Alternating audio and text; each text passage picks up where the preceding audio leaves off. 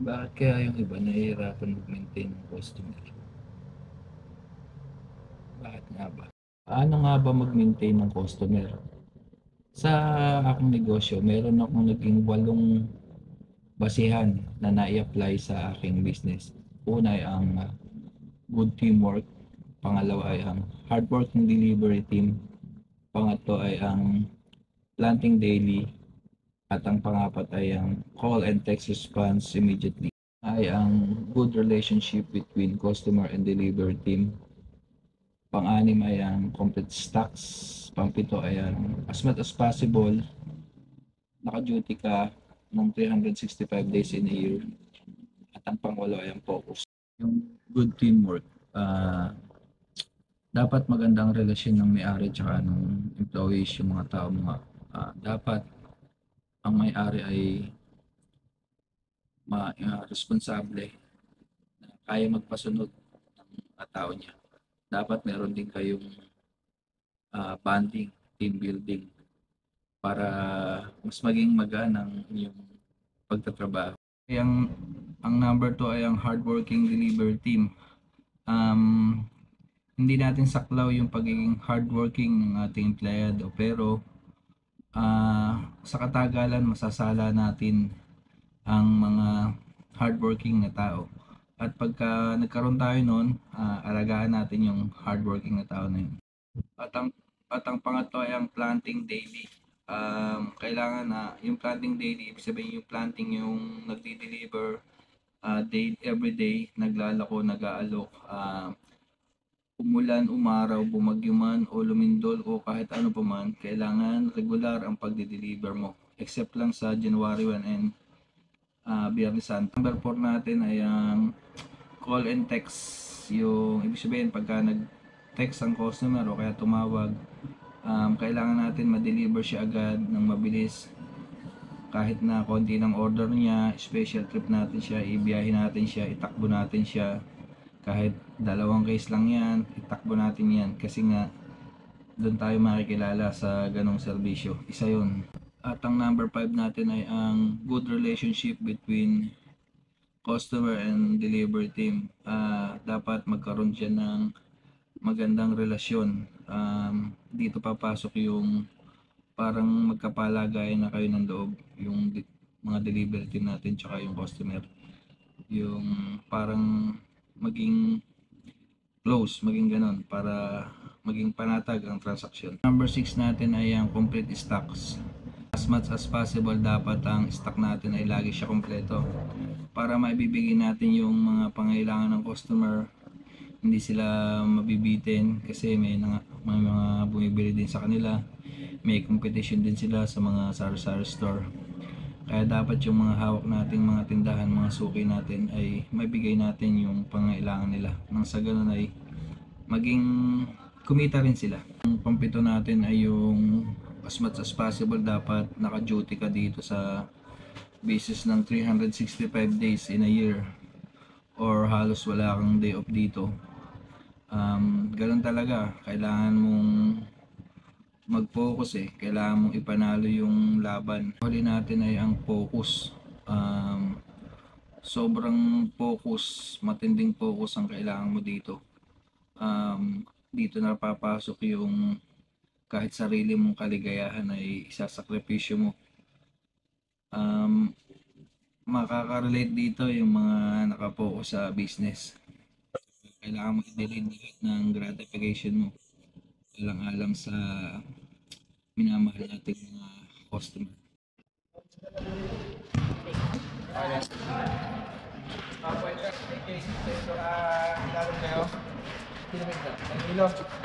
Yung tinuro ko nila ay magre-receive dito.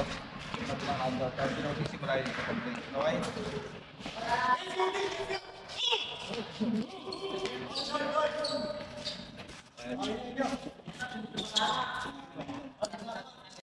Importante rin yung maagang gising ng mga delivery team natin. Maaga rin natatapos, tapos hindi masyadong nagpa-follow up ang mga customer ng mga order kasi nga maaga yung ating pagde-deliver. Unlike sa nakikita ko sa ibang dealer na umaabot sila ng 9 PM, 10 PM, nagliligpit pa sila. Sobrang stressful yun para sa kanila. Siguro gano'n na yung naging way nila. Kasi kami, morning person kami. Maaga kami, 6 AM, nagigising na yung mga team natin. Tapos, magkakarga na sila mga 6:30 gano'n. Tapos, 7 AM, yun, mag-aalisan na. Yung ibang nakikita kong mga kapwa dealer ko dito is, first trip pa lang nila is 8 AM, 9 AM, kaya ang tendency ginagabi sila. So, malaking bagay yung maaga ka talaga na nagdi-deliver. Malaking tulong din yung GC. Bali, meron kasi kung pan-deliver ngayon na motor, kolong-kolong, 5. So, 5 tao yun, 5 driver. Malaking tulong yung GC ng bawat area is may GC. Andun yung driver natin, tapos ako, tsaka yung bayo ko. Kada area, 3 kami dun sa isang GC. Karamihan kasi ng contact ng customer is nasa akin. Meron din naman sa kanila. By area, pino-forward ko yung mga order doon sa GC ng isang driver namin. Lahat ng booking, ganun. So, kitang-kita doon sa GC na yun, nasa sala. Nakikita rin kung sino pending. Pag may pending, halimbawa hataw si RJ, ganun. Tapos nakita yung pending doon, mahaba pa doon sa GC. Tapos halimbawa yung isang driver natin, si Denden, is hindi masyadong hataw nung araw na yun. Bibigyan natin ng booking si Denden para magsalubong. Hindi masyadong gabihin, tulungan lang, ganun. Tapos mabilis din ang serbisyo. At ang isa pa ay pagka yung mga oras ng kagipitan, doon tuwang-tuwa ang mga customer natin, yung tipong sarado yung mga dealer pero tayo open tayo. Like for example, January 1, 'di ba mga puwet niyan, may magte-text niyan ng mga 8 AM ng January 1, 9 AM na order, pwede daw ba pumick up, ganun. Siguro dahil naubusan sila ng stocks ng alak dahil nga New Year. So emergency, binubuksan natin yung gate natin para sa kanila, yung pintuan natin. Hindi nga tayo nag-deliver nung araw na yun, pahinga natin yun, pero pumapayag tayo ng for pick up para mabigay pa rin natin yung mga pangailangan nila. Hindi rin kami sumasabay sa mga outing like nung Sabado de Gloria, 'di ba, mga nag-outing yung karamihan, mga company, hindi kami sumasabay. Pagka biglaan lang yung pagkuha namin, pag outing namin, swimming namin. Halimbawa, matumal ngayon, natatantya namin na bukas is matumal pa rin. Ayun, magseset na kami, magkakayayaan na kami niyan. Yung mga food namin, mabilisan lang din, order kami sa Jollibee. Tapos yun, tapos doon na kami magbabanding. Hindi ka, basta pag may maluwag lang na oras, yun, singit-singit lang. Hindi kami nakikisabay sa kung kailan kailangan tayo yung serbisyo natin. By the way, ako nga pala si Alfred de Guzman, tubong Nueva Ecija na ngayon ay nakabase dito sa Metro Manila. Ako ay isang negosyante ng soft drinks delivery na may mahaba-haba na rin karanasan sa mundo ng ganitong negosyo, kaya nais kong ibahagi ang munti kong nalalaman para sa inyo. Deliver tayo, samahan natin yung driver natin si Denden. Papaus na rin at the same time. Let's go.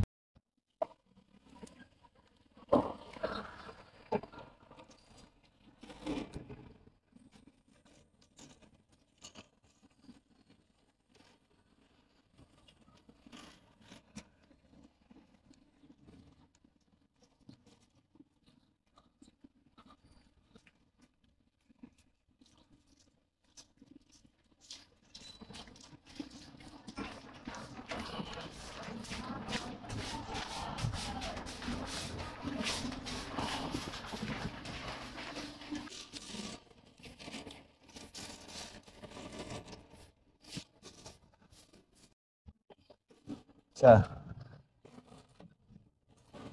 Dalawa.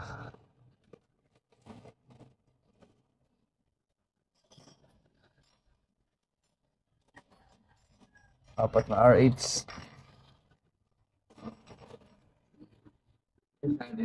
Alin? Yung Red Horse?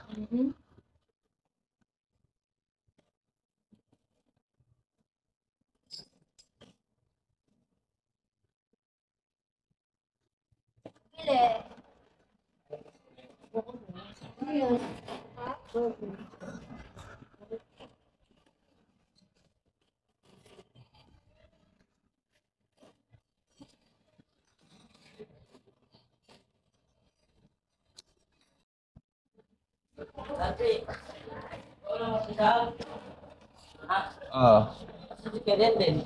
Nalalagnat eh. Baka?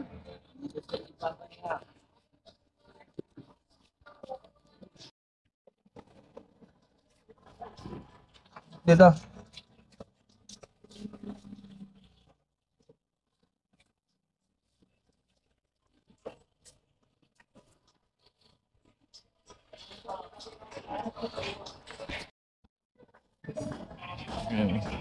Lo. Danilo. Hindi lumalabas. Danilo. Kaso may Gatorade Katina eh. Ako lang. Ay, nakaharang tayo. Bawal yata dito eh. Binabawal dito pag umaharang. Kabisado ko na to eh. Kabisado ko na tong lugar na to eh. At Kino, sa'yo yung kokasalo. Ayun, Kokay Test 8. Yan, bigyan mo kay Tino yan. Din, kasalo ko, tsaka Sprite.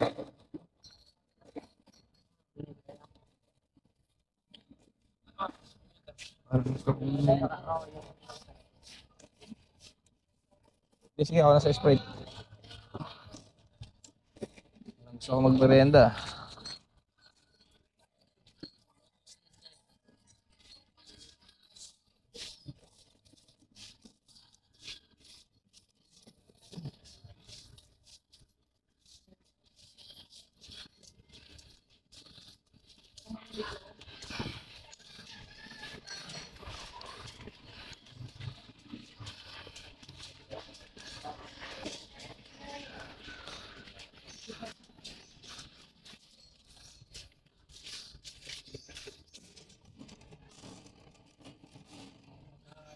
Then.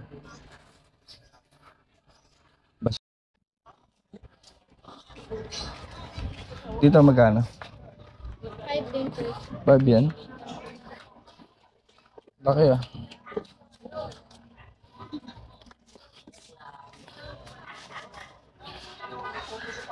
Isa muna, try lang muna natin.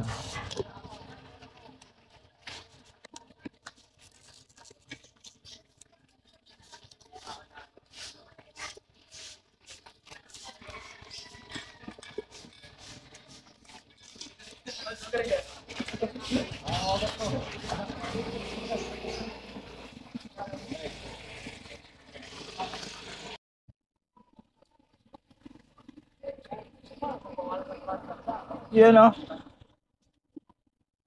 Sana all.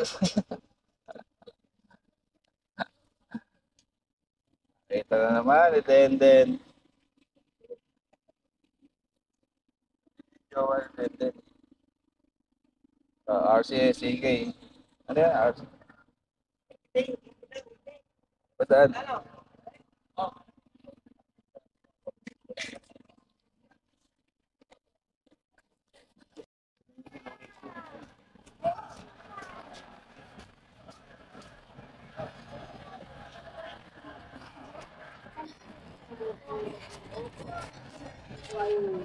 Ito ba?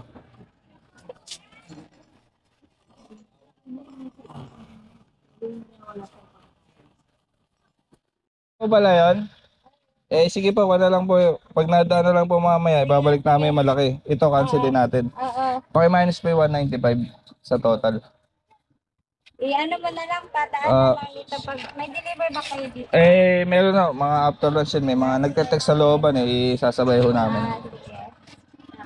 Plus 195, 795.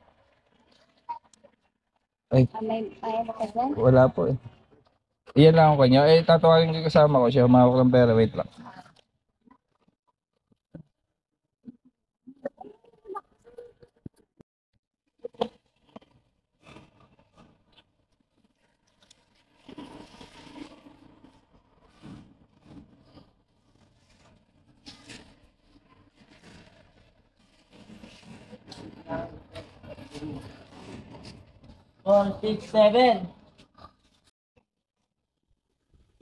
Kanino itong nasa kaliwa?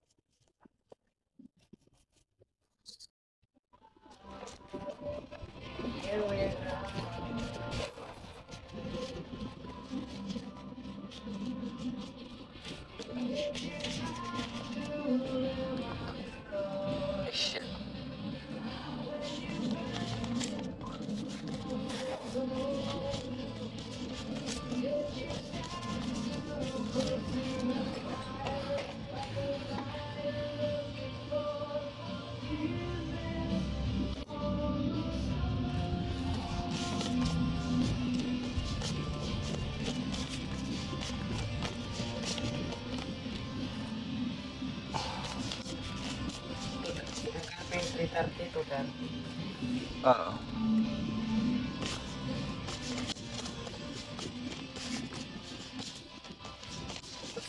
Ano po to? Arizona Ridge 5. Doon kinuha yan. Ito kasi dito, kaya may ganun doon. Ha? 21 gun.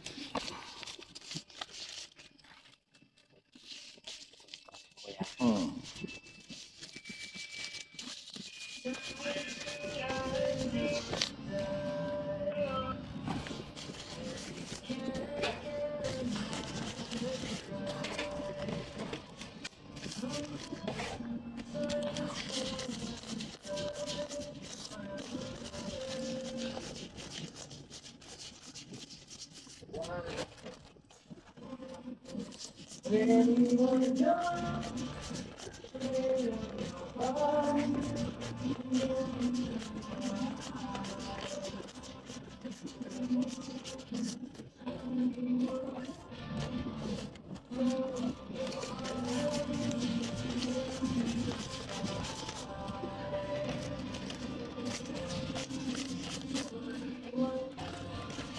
Sulat mo muna yung papel. 12.8. 12,800 po. Tapos 900 tong coins na to.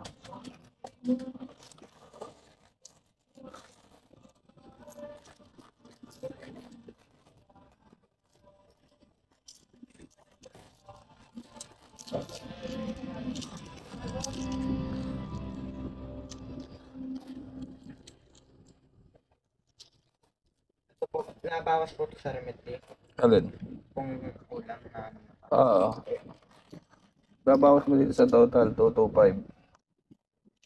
Tapos ipa-plus may deposit, 35.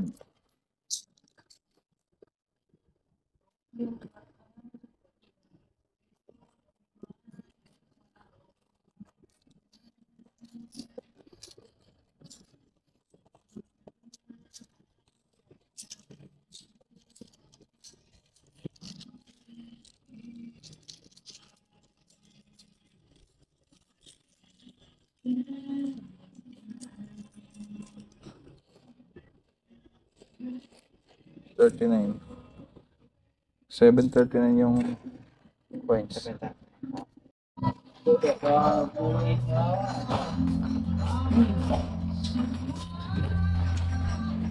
Napakaraming order. Patay-patay kami, malayo pa rin buhat ito. Akala ko sila po i-pick up. Hindi, ano siya eh. Malayo talaga siya.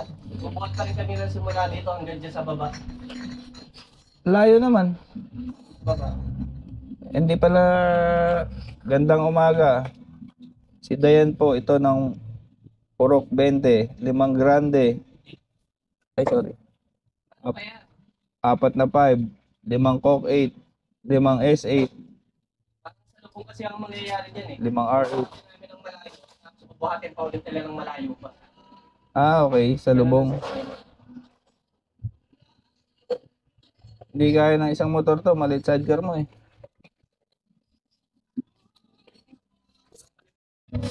Sige, ako naman sa malaki, JJ.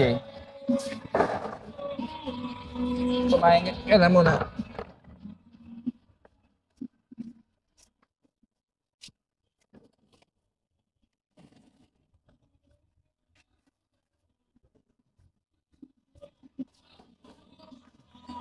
Ngayon, bukas nga naman ang iyong